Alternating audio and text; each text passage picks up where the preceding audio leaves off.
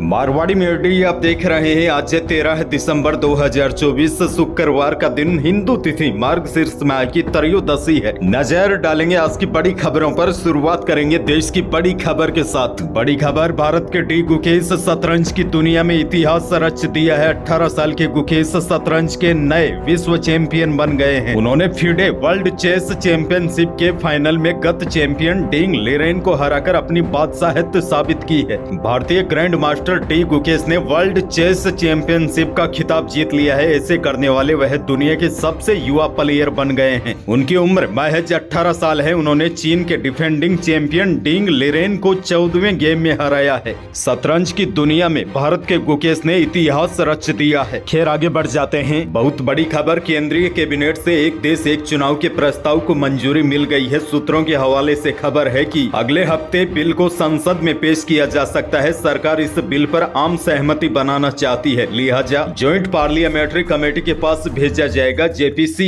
इस बिल पर सभी राजनीतिक दलों के प्रतिनिधियों के साथ चर्चा करेगी। दरअसल आपको बता दूं, इससे पहले कैबिनेट मीटिंग के बाद केंद्रीय मंत्री अश्विनी वैष्णव ने कहा था कि पहले फेज में विधानसभा और लोकसभा चुनाव एक साथ होंगे। इसके बाद 100 दिन के भीतर दूसरे फेज में निकाय चुनाव एक साथ करवाए जाएंगे। वहीं देखिए, अगर बिल पास हो गया तो कमेटी की रिपोर्ट के मुताबिक एक देश एक चुनाव लागू करने के लिए कई राज्य विधानसभाओं का कार्यकाल घटेगा। आपको बता दूं, सरकार पूरे देश में एक साथ यानी कि एक समय में चुनाव करवाने के पक्ष में है। इसी को लेकर सरकार one nation one election bill लेकर आ रही है। अगर यह बिल पास हो जाता है तो पूरे देश में एक साथ एक ही दिन में चुनाव होंगे। इससे जनता को बार बार के चुनाव से मुक्ति मिलेगी, चुनावी खर्च बचेगा और वोटिंग परसेंट में भी इजाफा होगा। और देखिए, हर बार चुनाव कराने पर करोड़ों रुपए खर्च होते हैं, जो कि कम हो सकते हैं। इसके अलावा सरकारें भी बार बार चुनावी मोड में जाने की बजाय विकास कार्यों पर ध्यान केंद्रित कर सकेगी। आगे बढ़ जाते हैं। देश की एक और बड़ी खबर, दिल्ली सरकार महिलाओं को हर महीने 1000 रुपए देगी। इसे महिला सम्मान योजना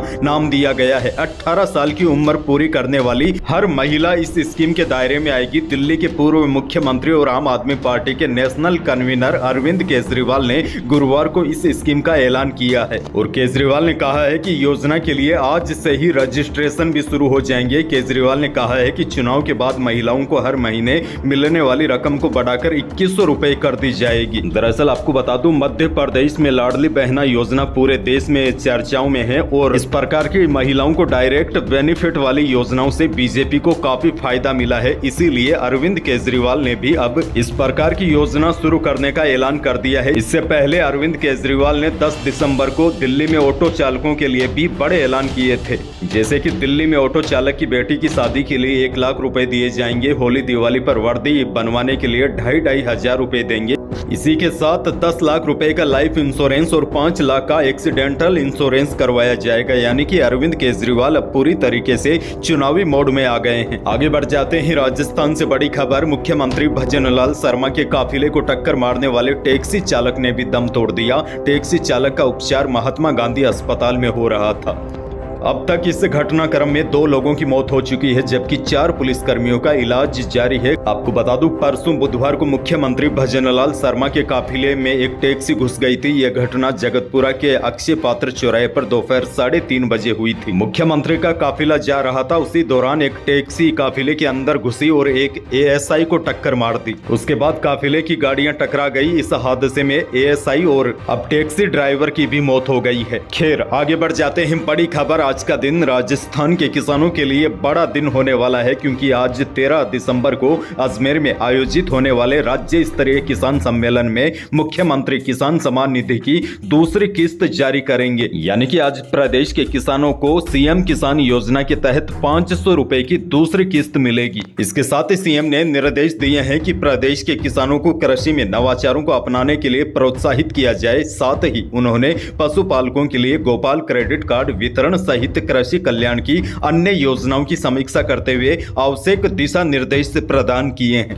आगे बढ़ेंगे। बड़ी खबर, राजस्थान में सरकारी नौकरी की तैयारी कर रहे युवाओं के लिए अच्छी खबर है। प्रदेश के 11 अलग अलग विभागों में बम्पर वैकेंसी निकाली गई है। इसके तहत अब अलग अलग विभागों में कुल 64,665 पदों पर भर्तियां होगी। इनमें सबसे ज्यादा 52,453 पदों पर चतुर्थ श्रेणी कर्मचारी, 2,756 पदों पर ड्राइवर, 2,041 पदों पर पशु संशोधन सहायक 803 पदों पर जेल प्रहरी और लाइब्रेरियन ग्रेड 3 के भी 548 पदों पर भर्ती निकली है। कनिष्ठ तकनीकी सहायक और लेखा सहायक के 2600, कनिष्ठ अभियंता के 487 और सेकंड ग्रेड टीचर के 2179 पदों पर भर्तियां होगी।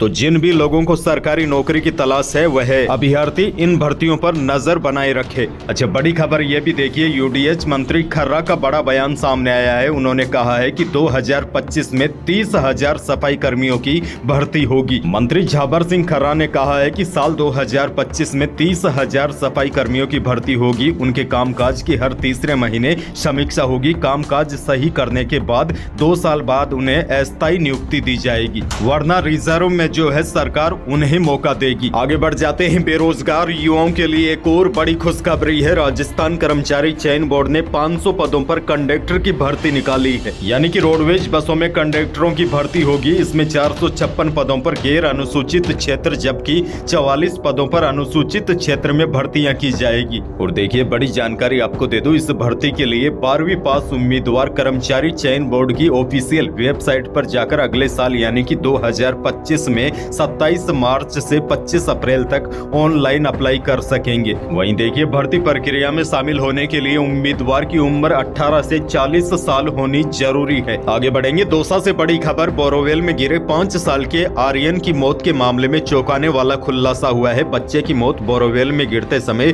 चोट लगने से नहीं बल्कि बोरोवेल में पानी का एकाएक लेवल बढ़ने से हुई। मासूम की सांस की नली में पानी भर गया था, जिसकी वजह से बच्चा बच नहीं सका। आपको बता दूं, 9 दिसंबर को जब बच्चा बोरोवेल में गिरा था तब पानी नीचे था, लेकिन 10 दिसंबर की अल सुबह इलाके में मोटर से पानी की सप्लाई बंद हुई, जिससे बोरोवेल में पानी का लेवल बढ़ा और मासूम उसमें डूब गया। यानी कि बोरोवेल में गिरने के 20 से 21 घंटे के बाद ही आर्यन इस दुनिया को छोड़ के चला गया था, जबकि उसको बोरोवेल से बाहर निकालने में कम से कम 57 से 58 घंटे का समय लगा। आगे बढ़ेंगे, बड़ी खबर, राजस्थान माध्यमिक शिक्षा बोर्ड पहले से तय 10वीं और 12वीं एग्जाम की डेट में बदलाव करेगा। अब यह एग्जाम फरवरी की बजाय मार्च के पहले सप्ताह में शुरू होने की संभावना है। दरअसल राजस्थान में शिक्षक पात्रता परीक्षा यानी कि रीट 2024 के फरवरी में होने के कारण ऐसा हुआ है। इससे 20 लाख स्टूडेंट सीधे तौर पर प्रभावित होंगे। यानी कि राजस्थान माध्यमिक शिक्षा बोर्ड अब 10वीं और 12वीं के एग्जाम फरवरी में नहीं करवा सकेगा, क्योंकि इस समय रीट की परीक्षा होगी।